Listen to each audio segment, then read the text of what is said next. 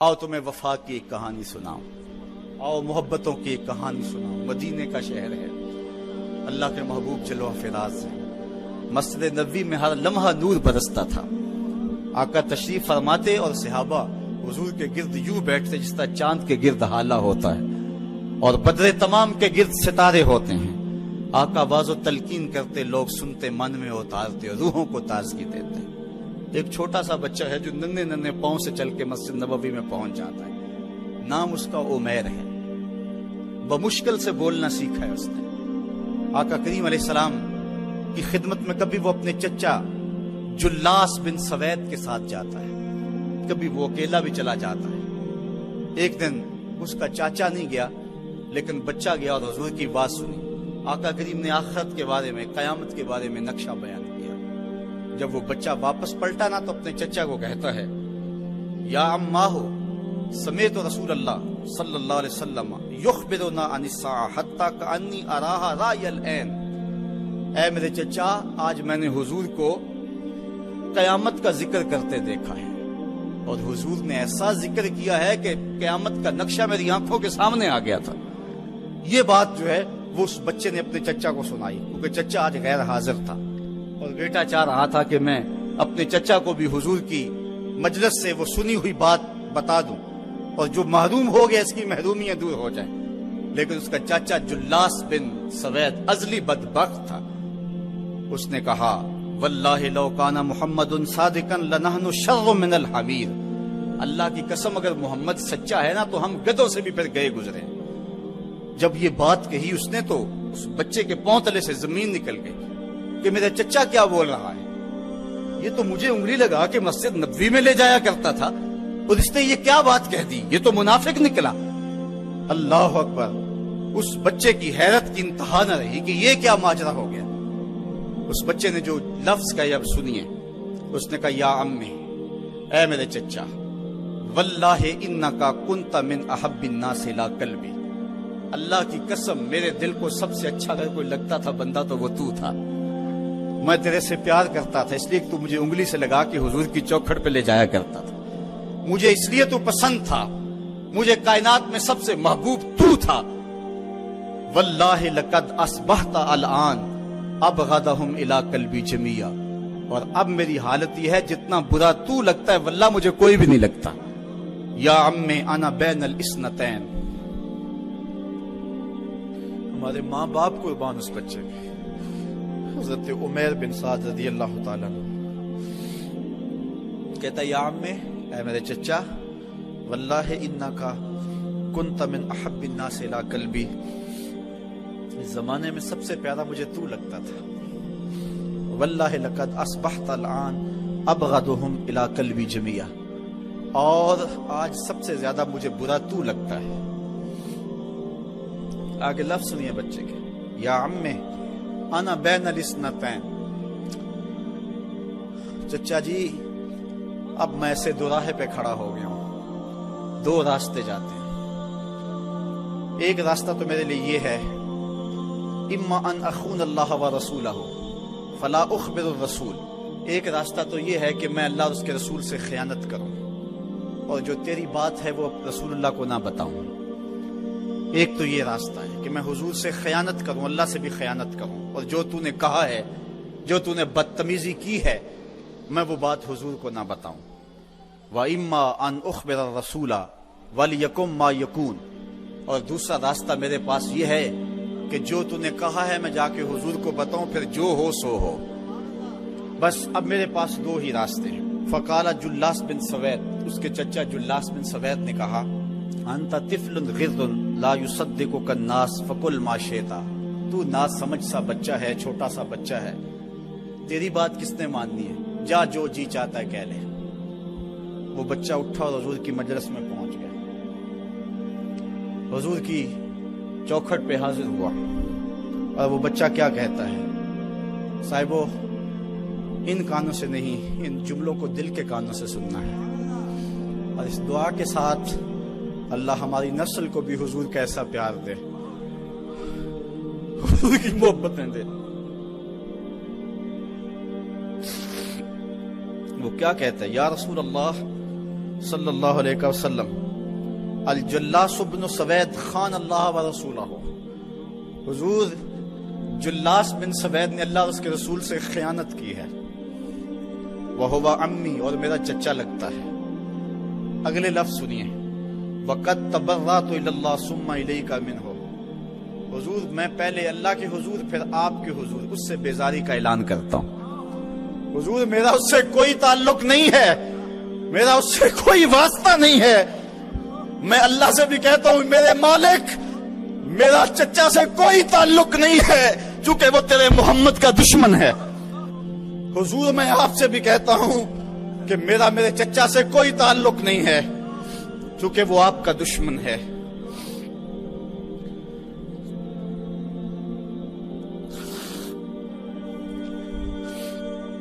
قالا وماذا قال، حضور نے فرمایا بچے اس نے کیا کہا ہے؟ بچے نے ساری کہانی سنا دی کہ میں نے آپ کی تقریر سنی، آپ کی گفتگو سنی اور جا کے بتائی، تو اس نے کہا کہ اگر وہ سچی ہیں تو پھر تو ہم گدھوں سے بدتر ہو گئے۔ حضور نے صحابہ کو بلایا، کہا کہ یہ واقعہ پیش آیا ہے، بتاؤ کیا کریں۔ صحابہ نے عرض کی ھذا طفل صغیر لا تصدقه فهو لا یعی ما یقول والجلاس بن سوید یصلی معنا وهو شیخ کبیر وعاقل، حضور یہ بچہ چھوٹا ہے، کم عقل ہے، کم سمجھ ہے، یہ تو اپنی بات بھی نہیں صحیح طرح سمجھ سکتا، جو کہتا ہے تو وہ بھی نہیں جانتا، اور جلاس بن سوید بڑی عمر کا آدمی ہے، ہمارے ساتھ نمازیں پڑھتا ہے اور عاقل شخص، تو آپ اس بچے کی بات کی پرواہ نہ کیجیے اور اس کی خبر کی تصدیق نہ کیجیے۔ ادھر جلاس بن سوید کو جب پتا چلا تو اس نے بھی قسمیں کھانی شروع کر دی کہ میں نے تو کوئی بات کہی نہیں ہے، ایک چھوٹے سے بچے نے جا کے ویسے ہی بات کر دی۔ تو حضور نے اس بچے کی بات کو نظر انداز کیا صحابہ کے کہنے پہ۔ اب اس بچے نے جب دیکھا کہ میری بات حضور نے قبول نہیں کی ہے تو اس نے جھولی پھیلا لی اور آسمان کی طرف دیکھ کر کے کہا اللہم ان کنت صادقا فصدقنی وان کنت کاذبا فکذبنی، اے اللہ اگر میں جھوٹا ہوں تو مجھے جھوٹا کر دے، اور اگر میں سچا ہوں تو میری سچائی کا اعلان کر دے۔ یہ بچے نے جب بات کی تو ابھی اس نے منہ پہ دعا مانگ کے ہاتھ نہیں پھیرے تھے کہ جبریل آ گئے، اور سورہ توبہ کی آیت نازل ہوئی یحلفون باللہ ما قالوا وَلَقَدْ قَالُوا كَلِمَةَ الْكُفْرِ وَكَفَرُوا بَعْدَ إِسْلَامِهِمْ، یہ قسمیں کھاتے ہیں کہ ہم نے یہ بات نہیں کی ہے۔ محبوب انہوں نے اسلام لانے کے بعد کلمہ کفر بولا ہے، انہوں نے کلمہ کفر بولا ہے، اس نے بات کہی ہے۔ تو اللہ تعالیٰ کے محبوب نے اس بچے کو اپنے پاس بلایا، کہا مرحبا بالذی صدقہ ربہ من فوق سبع سماوات، خوش آمدید وہ بچے جس کی 7 آسمانوں سے اوپر رب نے بھی گواہی دی ہے، جس کی رب نے بھی گواہی دی ہے۔ پھر حضور نے اس بچے کے کان کو پکڑا اور فرمایا وفت اذنک یا غلام وصدقک ربک، بچے تیرے کان نے ٹھیک ہی سنا تھا اور تو وہ ہے جس کی گواہی اور جس کی تصدیق میرے رب نے فرمائی۔ اللہ اکبر۔ حضرت عمر رضی اللہ تعالیٰ عنہ کا دور آیا تو انہوں نے حضرت عمیر بن سعد انصاری رضی اللہ تعالیٰ عنہ کو حمص کا گورنر بنا دیا، اور پھر جب وہ فوت ہوئے تو حضرت عمر روئے، فرماتے کاش کہ میرے پاس عمیر جیسا کوئی دوسرا آدمی ہوتا اور میں مسلمانوں کی محافظت کے لیے اسے مقرر کرتا۔ اللہ اکبر۔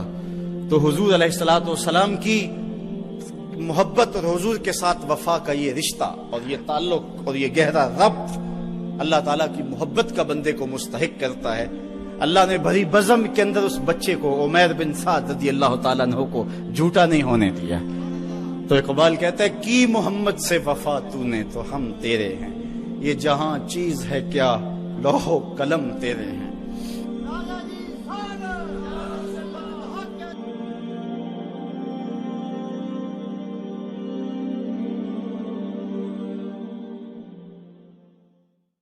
ستر ماؤں سے زیادہ پیار کرنے والا رب، 70 ماؤں کا زندگی بھر کا پیار ایک طرف اور مالک کی ایک نگاہ ایک طرف۔ اللہ اکبر۔ کتنے کتنے نکمے اور کتنے کتنے سرکش متکبر اور کتنے کتنے بدکار لیکن اللہ ان کا رزق نہیں روکتا، ان کا پانی نہیں روکتا، ان کی آکسیجن نہیں روکتا۔ وہ اگر چاہ لے کہ میں ان کو مجبور کر دوں تو 1 سیکنڈ بھی نہ کوئی نکال سکے۔ انسان اتنا مجبور ہے۔ شیخ سعدی فرماتے ہیں اندر والا سانس باہر نہ آئے تو بندہ کیا کر سکتا ہے؟ باہر والا سانس اندر نہ جا سکے تو بندہ کیا کرتا ہے؟ نظام انہضام ٹھیک نہ رہے، کوئی چیز حلق سے نیچے نہ اتر سکے تو کیا کر سکتا ہے؟ اس کا پیشاب رک جائے تو اس کو دن کو تارے نظر آ جاتے۔ انسان تو ہے کیا؟ تجھے ناز کس بات پہ ہے؟ ما غرک بربک الکریم، تجھے کس چیز نے مغرور کیا ہے؟ تیرے پاس ہے کیا؟ دولت، حسن، جوانی، اقتدار، صحت، وہ چیز تو بتا کہ جس میں تجھے ناز ہے۔ اس کی توفیق کے بغیر تو ایک قدم نہیں چل سکتا، تو سانس نہیں لے سکتا، تو پھر ناز کس بات پہ، غرور کس بات پہ؟ اور اسی کا در چھوڑ کے بھاگ گیا جس نے تجھے زندگی دی، اسی کی دہلیز سے بغاوت کر گیا جس نے تجھے تخلیق کیا، اسی کے حکموں کو توڑ رہا ہے جو تجھے زندگی کی ساری بہاریں بہم پہنچا رہا ہے۔ 5 مرتبہ آواز آتی تھی حی علی الصلاۃ حی علی الفلاح، آجا نیکی کی طرف، تو نے کبھی پرواہ نہیں کی۔ لیکن صبح جب اٹھتا ہے تیرا رزق بند نہیں ہوا ہوتا، تجھے ناشتہ اس طرح ملتا ہے، تجھے آکسیجن تازہ ملتی ہے، تجھے نعمتیں نصیب ہوتی ہیں۔ بتا کائنات میں کوئی ایسا بھی ہے جس طرح تیرا رب ہے؟ ما غرک بربک الکریم، وہ شے کون سی ہے جس نے تجھے کریم رب سے غافل کر دیا؟ تو آجا پلٹ کے یا ایھا الذین آمنوا اتقوا اللہ، اے ایمان والو اللہ سے ڈر جاؤ۔ اللہ سے ڈرنا اس مفہوم میں ہے کہ بندہ ڈرتا ہے کہ مالک کہیں ناراض نہ ہو جائے، وہ روٹھ نہ جائے، میری زندگی کا سارا حسن اس کی رضا سے ہے، اور اگر وہ روٹھ گیا تو میرے پلے رہے گا کیا؟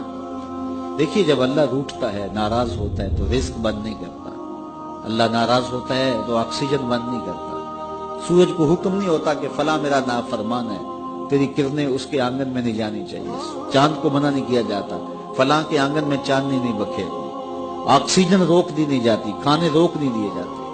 جب اللہ کسی سے ناراض ہو جاتا ہے ہدایت روک دیتا ہے، اللہ کسی سے ناراض ہوتا ہے تو من اجڑ جاتا ہے، اللہ جب کسی سے ناراض ہوتا ہے تو سجدوں کی توفیق نہیں ملتی، اللہ جب کسی سے ناراض ہوتا ہے تو خشیت الہی کے جذبے چھین لیے جاتے ہیں، تو وہ یہ دولتیں لے لیتا ہے۔ بندہ سمجھتا ہے میں نماز پڑھنے نہیں جاتا، اور تو کون ہے نہ جانے والا، وہ بلاتا ہی نہیں ہے، تجھے توفیق سجدہ ہی نہیں دیتا ہے، تو کون ہے؟ تو بھاگتا ہوا جائے۔ یار کسی کو کارڈ آیا ہو کسی منسٹر کا تو وہ کئی لوگوں کو دکھاتا پھرتا ہے، آج کل تو وہ جو ہے وہ شیئر کر دیتے ہیں جی مجھے فلاں نے بلایا ہے، تو لوگ جلیاں ڈالتے ہوئے جاتے ہیں فلاں نے بلایا، تو رب نے بلایا ہو تو کوئی جائے نا؟ او میاں تجھے اس نے پھر بلایا ہی نہیں، تیرے سے ناراضگی ایسی ہے کہ تیرے کانوں سے آواز تو ٹکرائی ہے لیکن تیری روح تک نہیں پہنچی، اس نے روک دیا راستے میں۔ اللہ فرماتا ہے کہ ہم ان کے کانوں میں پردے ڈال دیتے ہیں، ان کی آنکھوں پہ پردے ڈال دیتے ہیں، ان کے دل پہ پردے ڈال دیتے ہیں۔ تو بندہ کہتا ہے میں نہیں پڑھتا، تو کون ہے نہ پڑھنے والا؟ وہ تمہیں بلاتا نہیں، اس قابل نہیں سمجھا گیا، کیونکہ تو نے اس کے حکموں سے منہ موڑا، اس کی فرما برداری کو چھوڑا، تو پھر اس نے بھی تجھے راندہ درگاہ کر دیا، اور بٹکتا پھر سویر سے لے کر شام تک کس کس کو سیلوٹ کرتا ہے، لیکن تجھے توفیق نہیں ہوگی اس کی حضور سجدہ ریزی کی۔ اگر کوئی نماز نہیں پڑھتا، کوئی سجدہ ریزی نہیں کرتا، اللہ کے حضور جھکنے کی اگر کسی کو عادت تھی وہ مت سمجھے کہ میں نہیں کرتا۔ اللہ اکبر، اس سے چھین لی جاتی ہے توفیق، چھین لی جاتی ہے توفیق۔ تو اللہ سے توفیق مانگو کہ اللہ ہم سے کبھی بھی اپنی توفیق نہ چھین، ہمیشہ ہماری پیشانیوں کو سجدے نصیب کرے۔ تو کہا اے ایمان والو اللہ سے ڈر جاؤ، اللہ اکبر، یعنی اس سے محبت کرتے ہو تو اس کی ناراضگی سے ڈر جاؤ، کہیں وہ روٹھ نہ جائے، وہ ناراض نہ ہو جائے۔ وَلْتَنْظُرْ نَفْسٌ مَا